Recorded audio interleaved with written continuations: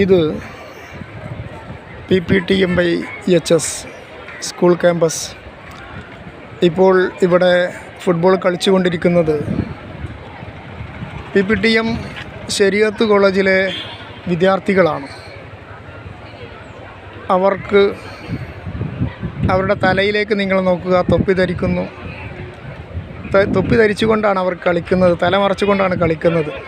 അവർ ബർമുടയോ ട്രൗസറോ ഇട്ടിട്ടല്ല അവർ കളിക്കുന്നത്. പൂർണ്ണമായും ഔറത്ത് ശരിക്കും മറച്ചുകൊണ്ടാണ് ഈ വിദ്യാർത്ഥികൾ ശരീഅത്തിൻ്റെ നിയമങ്ങൾ പൂർണ്ണമായി പാലിച്ചുകൊണ്ടാണ് ഇവർ ഫുട്ബോൾ കളിക്കുന്നത്.